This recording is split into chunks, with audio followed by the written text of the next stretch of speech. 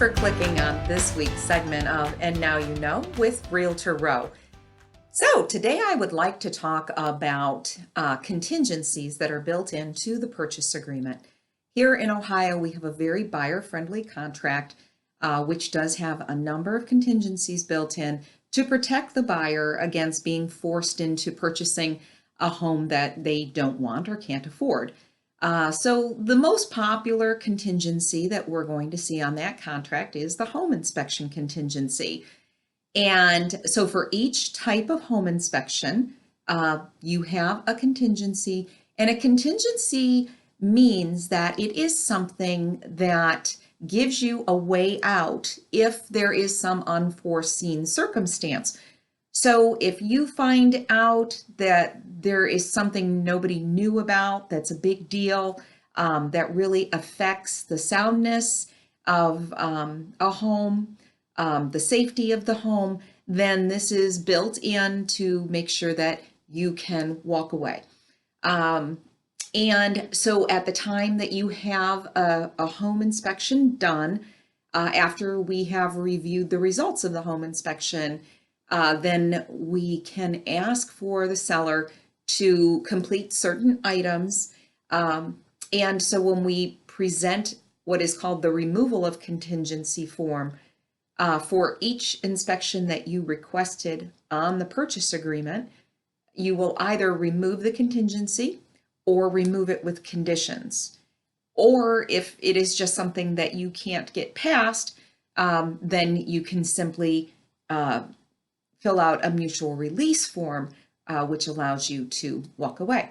So going back to contingency removal, if you are removing the contingency, let's say that you asked for a radon inspection and the radon test came back and the home doesn't need to be mitigated, then you would simply remove that contingency. If it is something such as a condition of the furnace doesn't seem to be working correctly, and so you're going to check off that you are removing the contingency, and it's going to be with the condition that the seller is going to bring in an HVAC tech to investigate and either repair or replace. And so then another contingency is it has to do with the value of the home.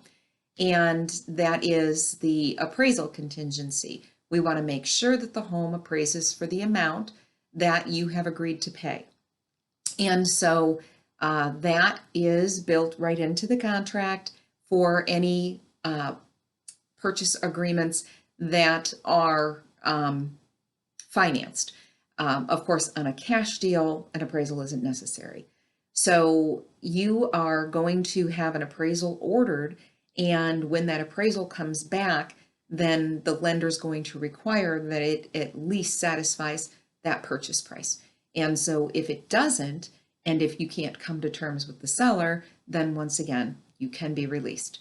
And then there is a contingency for the title. We want to make sure that the title is clear, that you don't have what we call clouds on the title, perhaps another claim to ownership, perhaps there's a lien on the house. So those are things that you want to make sure are cleared from the title, and if they can't be, then you are not required to purchase the home.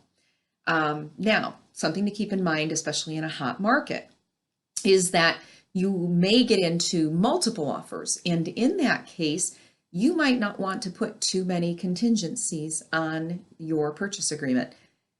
You may not want to request that radon test. To give you an idea, a radon test is, the way that I look at it when I'm reviewing with my sellers is that if there's a likelihood that there's a radon test, you look at the fact that I just tell them to discount that offer by $1,000 in their mind, just because that's how much it's going to cost approximately for them to have the radon mitigation system installed. If you're not testing for it, of course, that means that the sellers don't need to deal with that.